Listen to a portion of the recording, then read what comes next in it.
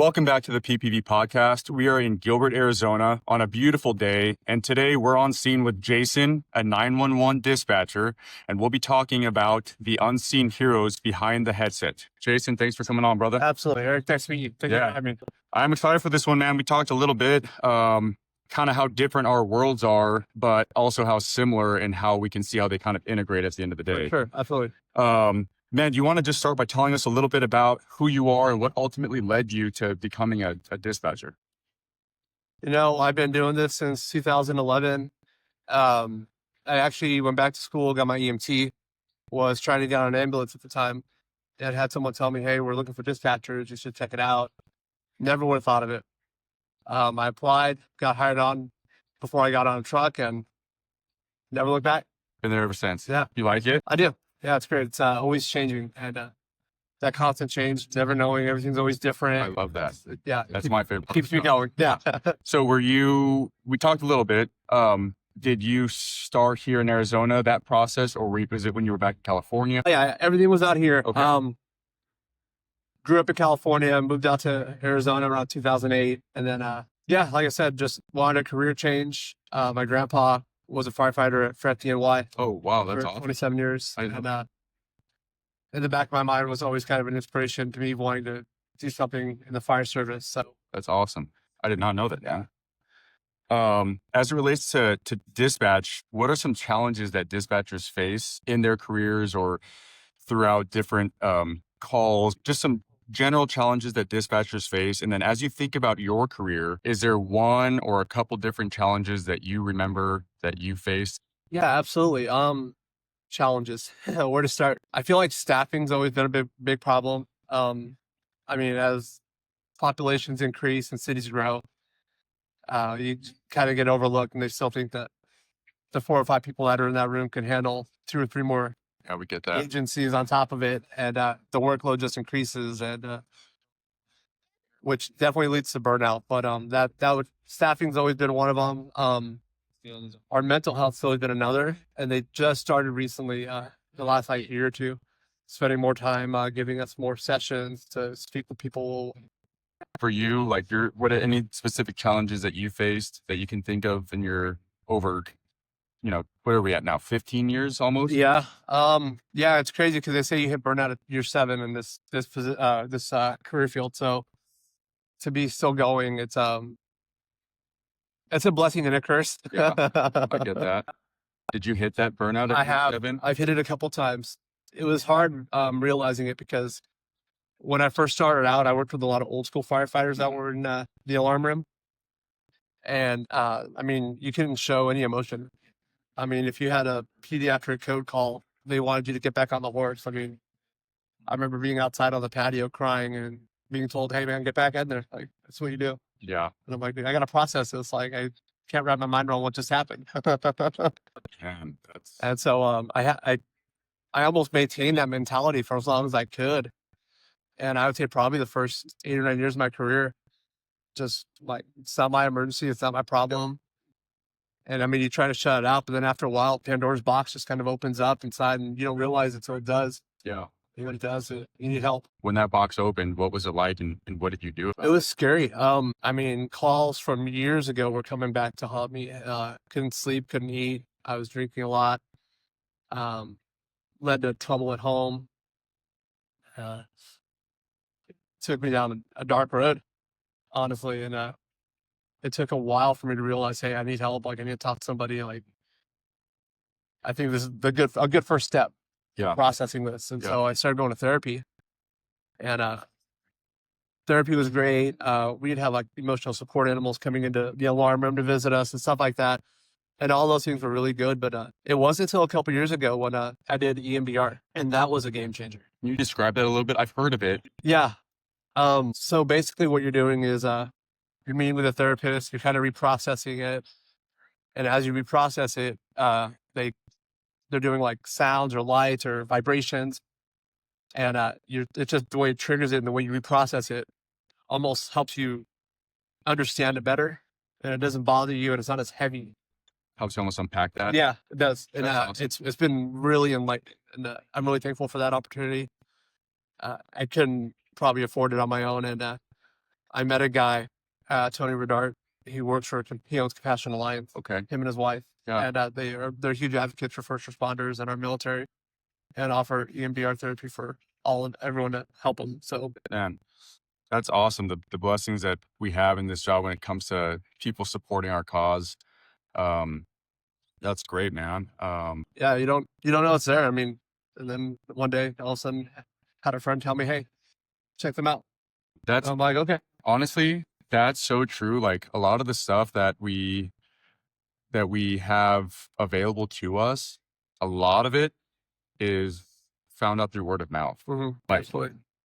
in the fire stations, we have, posters of the EAP, all these different resources. And it's really, I mean, it's good. It's good resources, but it's real surface level. Mhm. Now, like, last time we talked about like ketamine, like not a lot of people know about that option or how we can get into getting that paid for, or like same thing, EMDR, right? Like there's so many different things that are available.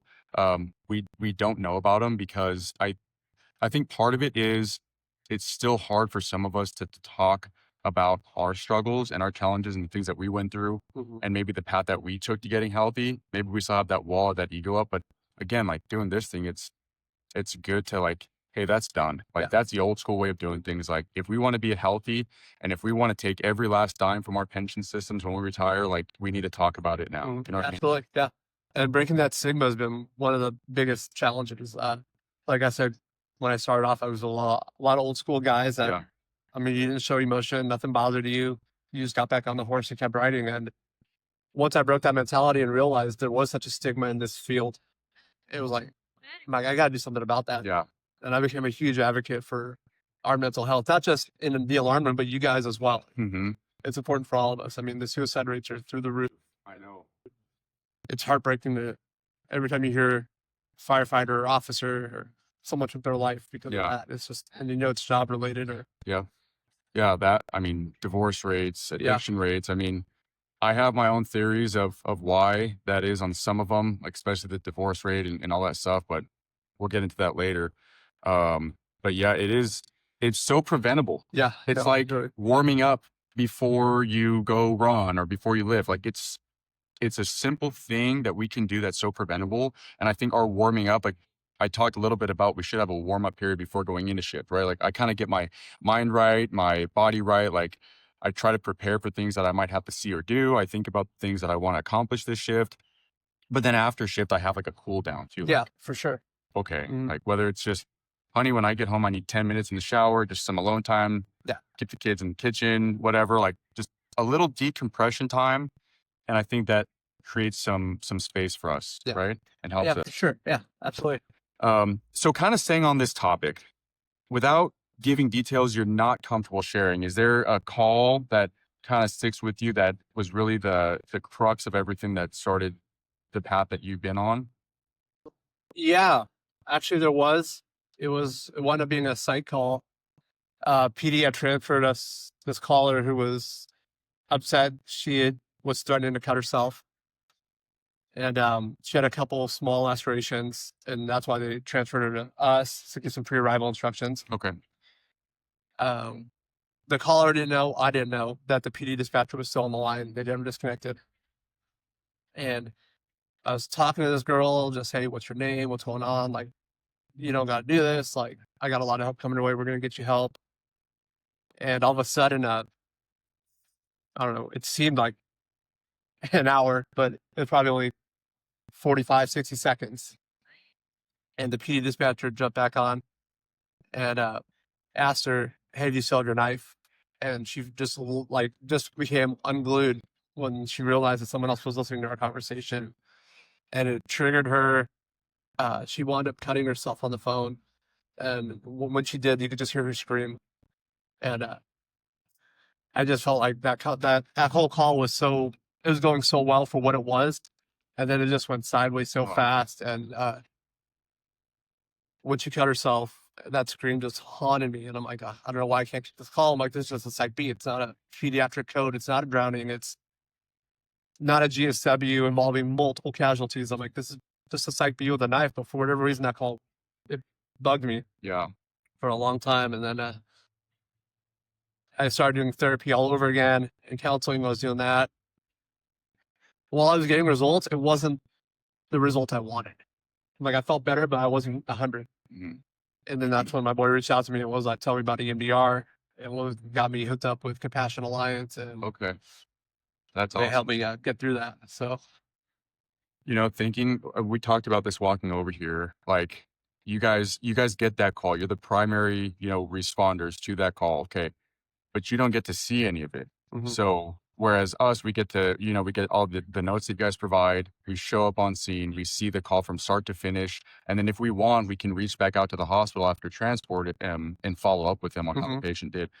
Whereas for you guys, I would have to imagine it's so difficult because you're almost blind. Yeah. So your senses have to be heightened. So your Mhm. sense of hearing now has to be on point, Oh, yeah. right? So hearing those sounds have to amplify even more so than they do for me. Like I think about different calls and sometimes it's hard for me to remember the scenes, but you're right, man. Like the sounds of the screams of a family member or just like some words that have been said on scene, it sticks with you and it's hard to Oh, let yeah. that go, No, absolutely. you know? And like you said, I mean, even with your senses heightened. I mean, I hear something in the background of a call that seems suspicious, Yeah.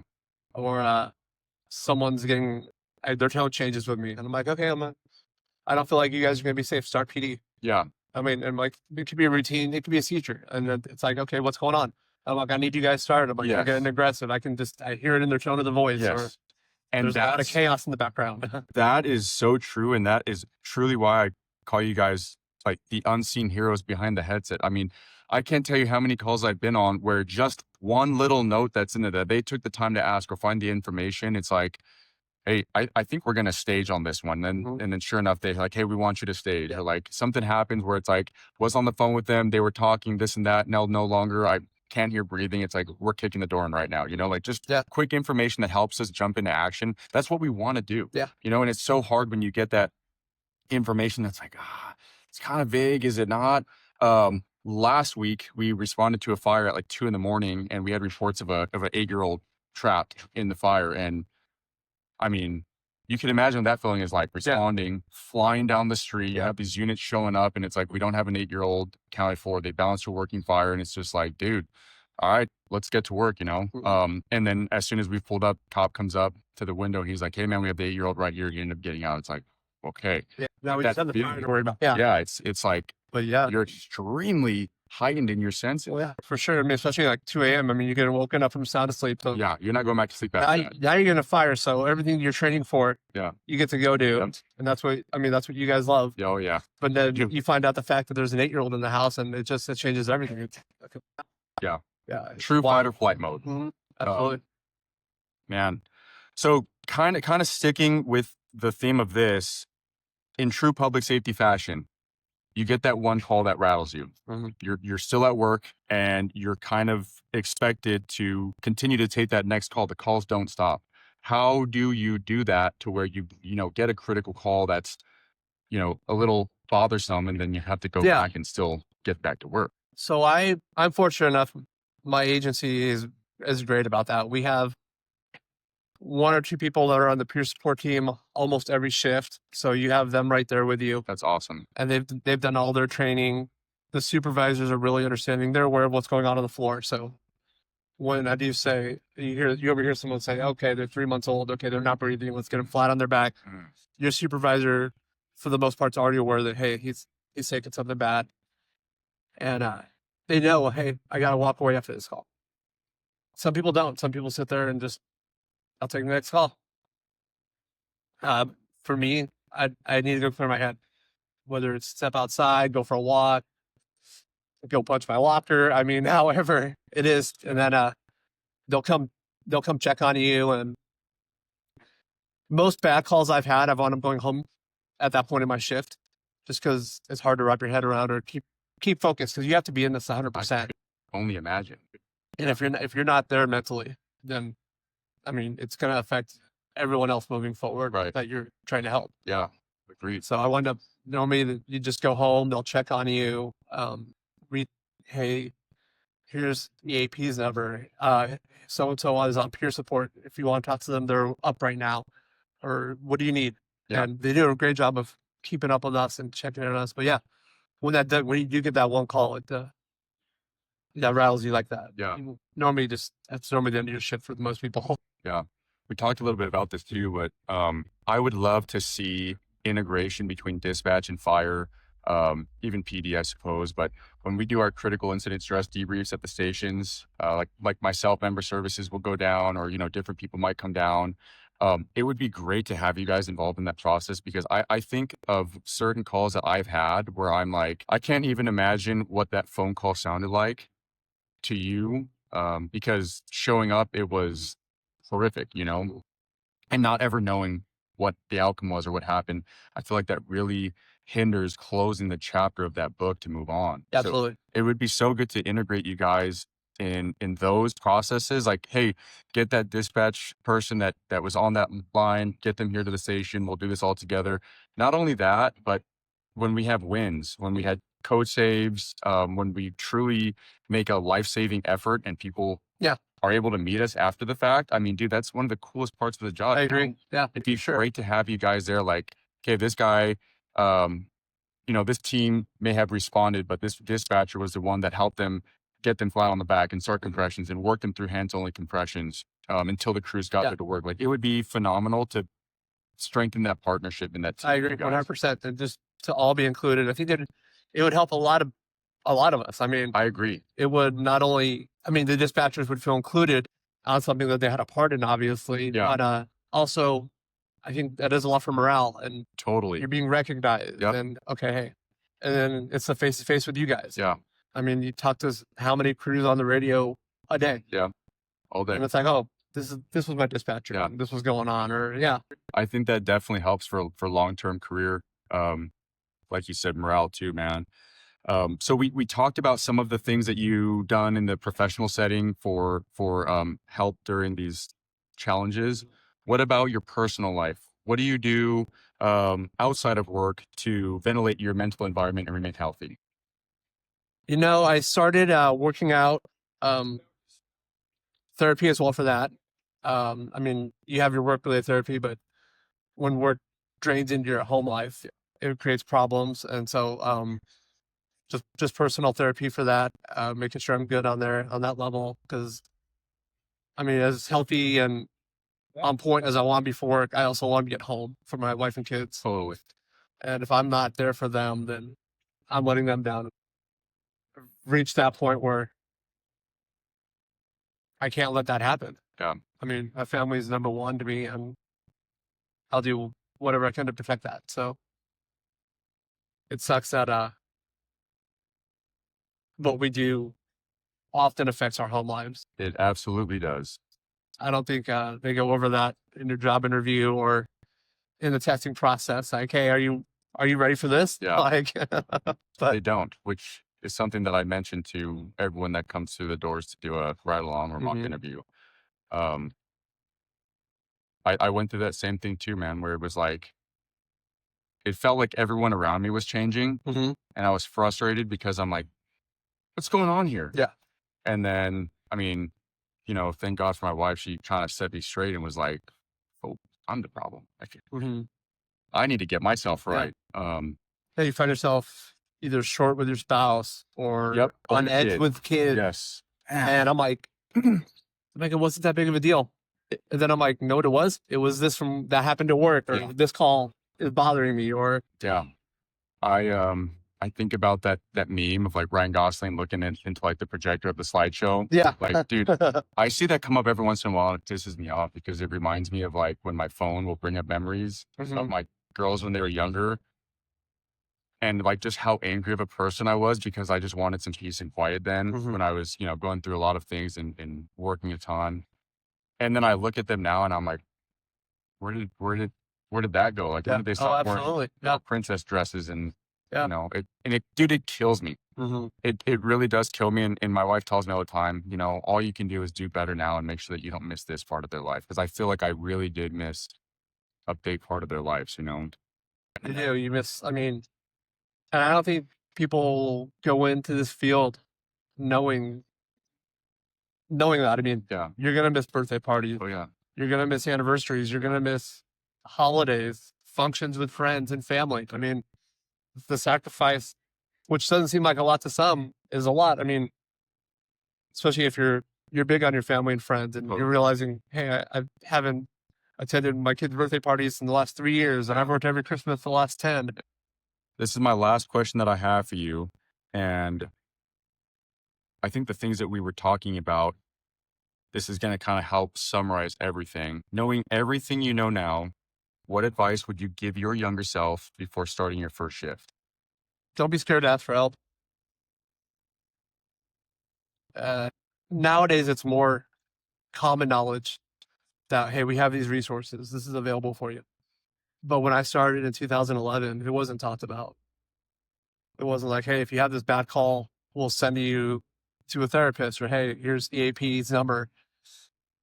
There was nothing. There was no talk about it. And I think that, again, I mean, you go back 14, 15 years ago, the stigma that's still present was just bigger then. Yeah. And I think we've done a great job of breaking it down and acknowledging it and trying to get over it. Yeah. And I mean, that's generations that you're trying to fix. Yeah. I agree that that is so true. I think it is still around, but it was bigger than I could feel that even coming into the fire service and certainly in the Marine Corps as well, you know. But I think that's why we've got to kind of be bold in our beliefs. Like, if 100%. this is something that we believe in, Yeah.